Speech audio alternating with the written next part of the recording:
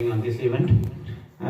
Before going into the facts and figures and statistical data about the Pakistan, especially in this pandemic COVID situation, I was just astonished last week on 4th or 5th of August because I am working in education and the people, lot of community members asking me about that, what is the current situation about the UK government planning about the current trend in the market.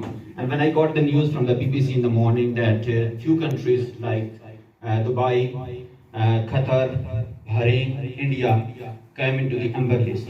And it was quite shocking for me that the original Delta virus, which was originated from the country, which is a neighboring country, India, and the whole of the globally people were alarming situation that nobody has given the permission to the Indian national to those countries because of the Delta virus variant will be very worse and drastic effects to the whole global world. And later on, when they put this country into the amber list, my question to the current community and the parliamentarians and the current government that how this data has been statistically taken from the public database. For example, the Pakistan, which has a very lowest number as compared to the neighboring country. So the question was not that why the Pakistan has been not taken into amber list. The question is that we have not been treated fairly and equally on the basis of the data has been available on the public levels.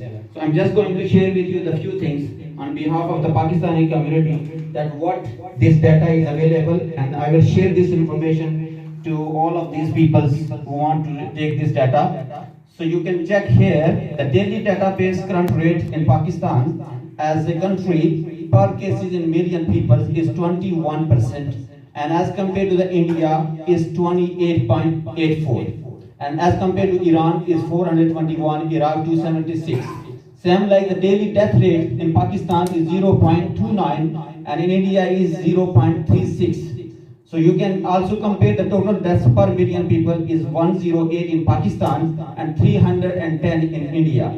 Then you can see the daily positivity rate as well. For example, the mortality rate, fully vaccination rate in Pakistan as well, for example, and the daily vaccination rate 1.1 by 11 million, and in India 5.2 million. Of course, the India is a 3 times much bigger country than Pakistan, but still you can see the Pakistan daily vaccination per 100 people is 0.8% and India is 0.41. So keeping in view these facts and figures, I just want to make sure to give you an idea that this data is publicly available on Pakistani website, which is covid.gov.pk.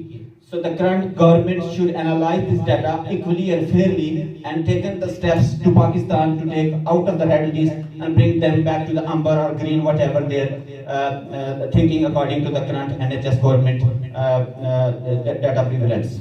So second thing which I would like to highlight here, the Pakistani community is coming as international student more than 15-20,000 in this September 2020 intake, and as compared to there is a 65,000 students coming from India for September 2021. So keeping in view the facts that how British government is so active and they understand, for example, that of course the publicly, for example, any community members coming from abroad is threat to the life for the British people, and of course the Boris Johnson has taken the very wise and good measures to taken the steps to taken the things in a very wise manner, but still Pakistani decision was not fair according to the public, according to the Pakistani community, and I am just giving this special thanks to Ms. Doti to take into the House of Commons these steps to take out Pakistan from the red list, because there is more than 30,000 to 32,000 people already stuck in Pakistan. They love their family members and they don't want to come because the reason from the 12th of August the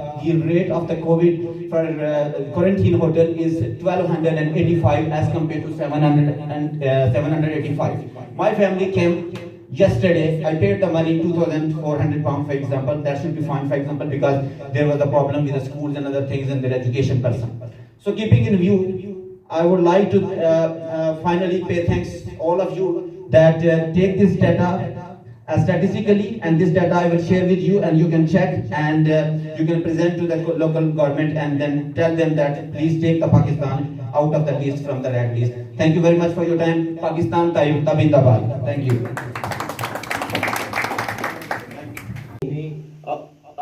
because of you people here, I need to mention this COVID situation, what happened in Pakistan and British government put Pakistan in red list. I emailed Dean and I got reply and I got second reply as well. Then I asked few questions. Thank you very much, Dean. And I will mention Peter Taylor and Liberal Democrat Wardford government that they did the job they did for COVID, keep pushing everyone to have a vaccine. And thanks to Peter and thanks to everything. And उसके बाद अपने मेहमानों का शुक्रिया अदा करूँगा कि आप हमारे लिए यहाँ पे आए. अभी थोड़ा मुख्तसर करना है क्योंकि नमाज का टाइम है और हमारे गेस्ट जो है उनको मौका देना है, तो फिर इंशाल्लाह किसी और स्टेज पे आपसे बात होगी. बहुत शुक्रिया. We wasn't planning because due to the COVID and Muharram, we was thinking to not to do it. But only few days ago, Mr. Jameel and Imran said we definitely do it because we have to, because